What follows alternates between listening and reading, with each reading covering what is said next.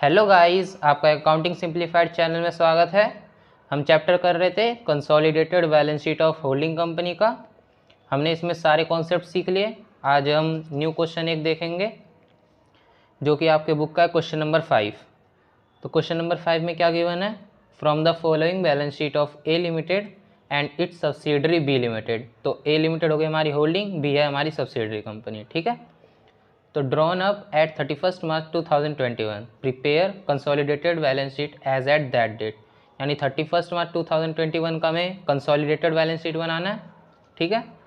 Then देखिए, at the date of acquisition of 80% share in the subsidiary, the reserve and statement of profit and loss of B limited amounted to 50,000 and 30,000 respectively. देखिए, acquisition कर रहा है, 80% shares ले रहा है किसके? B limited के। ए लिमिटेड बी लिमिटेड के 80% शेयर्स एक्वायर कर रहा है। और जब इसने एक्वायर किया था ना, उस टाइम का इसका रिजर्व का बैलेंस और statement of profit and loss का बैलेंस बी लिमिटेड का था 50,000 जो कि है रिजर्व, और 30,000 था सरप्लस का, ठीक है। अब देखिए, बैलेंस शीट हमें गिवन है इन दोनों की, ए लिमिटेड बी लिमिटेड की, कब की? 31 मार्च 2021 की। तो ये हमें बैलेंस शीट गिवन है।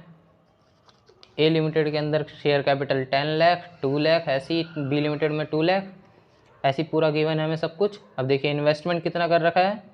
Invest shares in B limited के अंदर इन्वेस्टमेंट कर रखा है 1600 शेयर्स एट 200 पर शेयर पे। यानी ए लिमिटेड ने बी लिमिटेड में इन्वेस्ट कर रखा है, 1600 शेयर को बाय कर रखा है कितने रुपीज़ में? 200 पर शेयर में। तो यानी 3,20,000 का उसने पेमेंट करा था, ठीक है।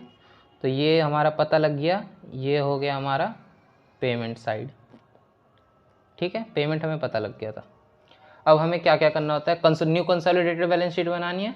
तो देखिए, कंसोलिडेटेड बैलेंस शीट हम बना लेते हैं किसका? ए लिमिटेड का। देखिए, ये तो बिल्कुल सेम रहेगा, जैसा बैलेंस शीट इसका था वैसे इसका। Equity and liabilities, equity and liabilities ऐसी shareholder fund, share capital as it is, जितना लिख रखा है स्टेटमेंट ऑफ P&L तक, ऐसी एसेट्स तक, सन्ड्री एसेट्स तक। हमें इन्वेस्टमेंट नहीं लेना होता कंसोलिडेटेड बैलेंस शीट के अंदर, ठीक है। अब देखिए, हम सबसे पहले कैलकुलेशन कर लेते हैं किसका? फॉर माइनॉरिटी इंटरेस्ट, क्योंकि यहाँ 80% शेयर एक्वायर किया यानी माइनॉरिटी इंटरेस्ट होगा। तो माइनॉरिटी इंटरेस्ट के लिए हमें क्या क्या करना पड़ता है? फर्स्ट हम देखेंगे कि शेयर कैपिटल कितना था बी लिमिटेड का, ठीक है। तो देखते हैं क्या क्या होगा इसमें। शेयर कैपिटल आएगा फर्स्ट, ये है हमारे बी लिमिटेड का। तो शेयर कैपिटल था इसका 2 लाख, तो 2 लाख हमने लिख दिया बी लिमिटेड वाला। प्लस जितने भी रिजर्व्स होते हैं, प्रॉफिट होता है, उनको भी ऐड कर देते हैं। तो देखिए, रिजर्व है तो रिजर्व को ऐड कर देंगे। रिजर्व कितने हैं? 150, तो 1,50,000। प्लस और क्या कर देंगे? Statement of profit and loss का सरप्लस। तो सरप्लस को अब हम ऐड कर देंगे, कितना आएगा? 50,000 ऐड करेंगे बस। और कोई प्रॉफिट तो नहीं है रिलेटेड।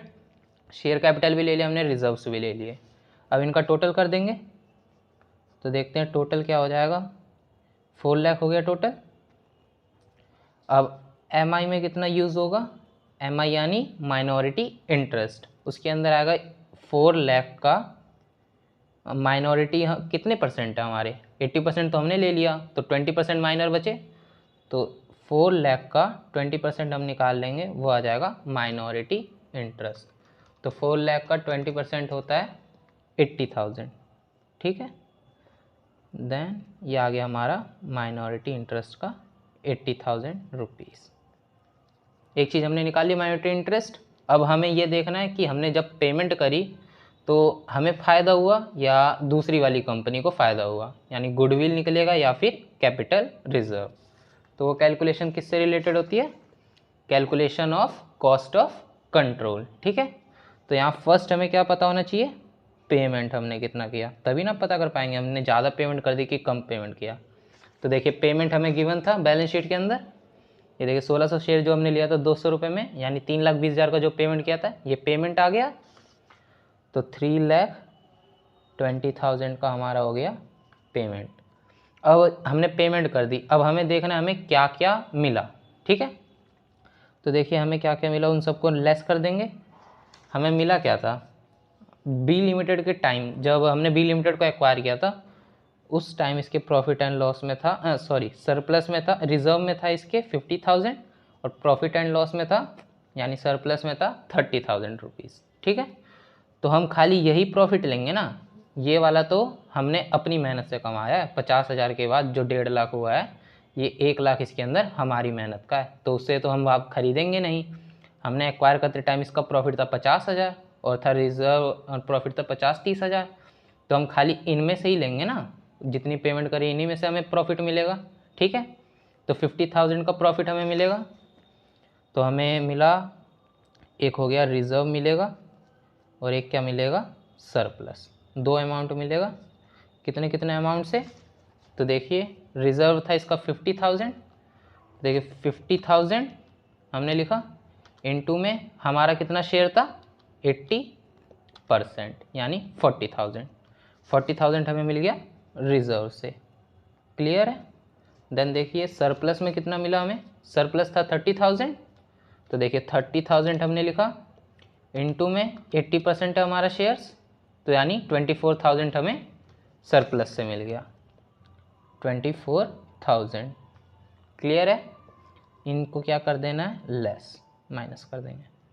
तो अब देखते हैं, हमने शेयर कैपिटल भी लिया था उसका, है ना, शेयर कैपिटल भी लेंगे ना आखिरकार। शेयर कैपिटल तो 2 लाख था एट द एक्वायर टाइम भी और एट द एंड भी 2 लाख था। तो देखिए 2 लाख का हमें शेयर कैपिटल कितना मिलेगा, 80%, यानी 1,60,000 का शेयर कैपिटल मिला था, तो उसे भी लेस करेंगे, लेस कर देंगे क्या, शेयर कैपिटल कितना आया था 1,60,000। बस, और कोई प्रॉफिट तो नहीं मिल रहा हमें, तो इतना प्रॉफिट मिल गया। अब पेमेंट में से माइनस कर देंगे, तो देखिए कितना अमाउंट आएगा, देखिए 3,20,000 था, उसमें से लेस करेंगे 40,000, उसमें से लेस करेंगे 24 और उसमें से लेस करेंगे 160, यानी 96,000। वही पॉजिटिव बैलेंस है, ये पॉजिटिव बैलेंस है ना 96, तो पॉजिटिव जब भी आ जाता है इसका मतलब ये ओपन हो जाएगा हमारा गुडविल। ठीक है, यानी पेमेंट हमने ज़्यादा कर दी और उससे प्रॉफिट जो हुआ हमें कम हुआ, यानी पेमेंट हमने ज़्यादा करी, किसकी वजह से ज़्यादा करी होगी, अराइज हुआ होगा उधर हमारा गुडविल। ठीक है, तो 96,000 का हमने उसे गुडविल दिया, गुडविल का पेमेंट करा। ठीक है, देन देखते हैं हम अब अपनी बैलेंस शीट के अंदर जो जो हमें पता लग गया। हमें क्या क्या पता लग गया था, सबसे पहले तो माइनॉरिटी इंटरेस्ट आया था, तो माइनॉरिटी इंटरेस्ट हम यहाँ लिखते हैं शेयर कैपिटल के नीचे, तो यहाँ लिख दिया हमने माइनॉरिटी इंटरेस्ट, है ना। और दूसरा हमें क्या पता लगा था, ये है गुडविल, तो गुडविल कहाँ आती है, एसेट्स के अंडर, तो इधर लिख देंगे हम गुडविल। तो यहाँ हमें 2 चीज़ पता लगी थी जो हमने कैलकुलेशन से करा था, एक माइनॉरिटी इंटरेस्ट, एक गुडविल। तो माइनॉरिटी इंटरेस्ट में कितना अमाउंट आएगा, माइनॉरिटी इंटरेस्ट हमने निकाला था, ये रहा MI 80,000, तो 80,000 का हमारा आ गया MI। क्लियर है। देन देखिए गुडविल हमने अभी कैलकुलेट किया था, कितना आया था 96,000, तो ये गुडविल हम शो करेंगे 96,000 से। 2 चीज़ हमारी हो गई थी। अब शेयर कैपिटल मैंने क्या कहा था आपको, जो होल्डिंग कंपनी का शेयर कैपिटल है वही हमें यहाँ पे भी शो करना है। तो देखिए होल्डिंग कंपनी का कितना शेयर कैपिटल था, 10 लाख था, ए लिमिटेड है ना हमारा होल्डिंग, तो 10 लाख लेंगे, तो हमारा बैलेंस शीट के अंदर शेयर कैपिटल में आ जाएगा 10 लाख रुपीज़। अब देखिए रिजर्व के अंदर इसमें कैलकुलेशन लगेगी, अभी आपको बताता हूँ, और स्टेटमेंट ऑफ सरप्लस के अंदर भी कैलकुलेशन लगेगी। अब देखिए ट्रेड पेबल है, तो ट्रेड पेबल को मैंने आपको क्या किया था, दोनों का मर्ज हो जाएगा, तो इसका 3 लाख था और सब्सिडरी कंपनी का 1 लाख, ये दोनों जब मर्ज हो जाएंगे तो इनका कैपिटल भी मर्ज हो जाएगा, ट्रेड पेबल जो है, तो 314 लाख, यानी 3 लाख प्लस 1 लाख कितना आ गया, 4 लाख हमारे ट्रेड पेबल हो गए। आई होप क्लियर हो गया होगा यहाँ तक। और देखिए टोटल यहाँ पे नहीं होता है, टोटल हमारा होता है यहाँ पे। ठीक है, सन्ड्री एसेट्स हो गया हमारा, कितना था सन्ड्री एसेट्स, देखिए यहाँ पे है 15,80,000 प्लस 5,000 दोनों लेंगे ना, तो 20,80,000 आ गया एसेट्स में, 20,80,000 50,000। अब इसके बाद हमें क्या करना पड़ेगा, बस ये दोनों चीज़ बच गई, इन दोनों में कितना बैलेंस आएगा वो देखते हैं। तो देखिए क्वेश्चन में क्या क्या था। क्वेश्चन में हमें लिख रखा था कि profit and loss at the acquire time था 50,000 और सरप्लस में 30,000, ये दोनों हमें गिवन था। और बैलेंस शीट के एंड में कितना देर गिवन है, 1.5 लाख है रिजर्व में और 50,000 है हमारे सरप्लस में, यानी इंक्रीमेंट हुआ है ना, यानी एक्वायर करते टाइम था 50,000, उसके बाद 1.5 लाख हो गया, यानी 1 लाख का इंक्रीमेंट हुआ और 1 लाख हमारी मेहनत का है, यानी होल्डिंग कंपनी की मेहनत का है। तो 1 लाख में कितना शेयर होगा हमारा रिजर्व का, देखिए आपको यहाँ कैलकुलेशन से बताता हूँ। 3rd नंबर का रिजर्व में कितना इंक्रीमेंट आया था हमारा, रिजर्व का इंक्रीमेंट, तो देखिए 1.5 लाख हमें बैलेंस शीट में शो होता और एक्वायर करते टाइम था 50,000 उसका रिजर्व, तो ₹1 लाख का इंक्रीमेंट हुआ। तो देखिए 1 लाख में हमारा कितना परसेंट शेयर आएगा, 1 लाख का 80% शेयर हमारा है और 20% शेयर किसका है, सब्सिडरी कंपनी का। तो 1 लाख का 80% यानी 80,000 रिजर्व जो है वो हमारी कंपनी में शो करना चाहिए ना, क्योंकि हमारी प्रॉफिट का है, तो 80,000 हम अपनी बैलेंस शीट में शो करेंगे। रिजर्व का हो गया। अब देखिए अब हम क्या निकालेंगे, अगला हमें निकालना पड़ेगा statement of profit and loss का कैलकुलेशन। तो देखिए अब सरप्लस में हम देखेंगे कितना इंक्रीमेंट हुआ है, तो सरप्लस का इंक्रीमेंट देखेंगे अपन, ठीक है। तो देखिए सरप्लस हमारा कितना था, एक्वायर करते टाइम था 30,000, बट आफ्टर जब बैलेंस शीट क्लोज हुई तो इसका हो गया 50,000, तो इनका भी डिफरेंस लेंगे, यानी 50,000 माइनस 30,000 इक्वल टू कितना हो गया, ₹20,000 का इंक्रीमेंट हुआ था, ये भी हमारा प्रॉफिट है हमारी मेहनत का। तो इसमें भी 2 हिस्से होंगे, एक 80% होगा जो कि है हमारा और 20% जो कि है माइनर्स का। तो 80% हम देखेंगे, खाली अपना बैलेंस देखेंगे ना कि हमारे सरप्लस में कितना शो करना चाहिए, तो 20,000 का 80% हमारी बैलेंस शीट में शो करेगा। तो देखिए 20,000 का हम निकाल लेते हैं 80%, तो आ गया 16,000, ठीक है। देन देखिए 16,000 हो गया हमारा सरप्लस का। अब जो न्यू कंसोलिडेटेड बैलेंस शीट बनेगी ना, उसके अंदर ये जो रिजर्व आया 80,000 और सरप्लस जो आया 16,000, ये शो करेंगे। और यही था हमारा कौन सा कॉन्सेप्ट, यही था हमारा पोस्ट वाला, ठीक है। आई होप आपको पोस्ट भी अब अच्छे से क्लियर हो गया होगा, पोस्ट क्या होता था। तो ठीक है, ये हमने 1 लाख का 80%, ऐसे 20,000 का 80% जो हमारा शेयर था, ये हम अपने न्यू बैलेंस शीट के अंदर शो करेंगे। तो न्यू बैलेंस शीट हमने बनाई थी ये वाली। तो देखिए रिजर्व में कितना, रिजर्व कह रहा हूँ, हाँ रिजर्व में कितना अमाउंट जाएगा, तो ओल्ड में था हमारे 4 लाख रिजर्व, हमारी कंपनी में 4 लाख था, तो इसमें पहले का 4 लाख तो आएगा ही आएगा, प्लस ये जो हमारा अपनी मेहनत का प्रॉफिट था 1 लाख का 80% यानी 80,000, वो आ गया यहाँ पे ऐड हो जाएगा, ठीक है। तो ये हो गया हमारा टोटल कितना, 4,80,000, ऑलराइट।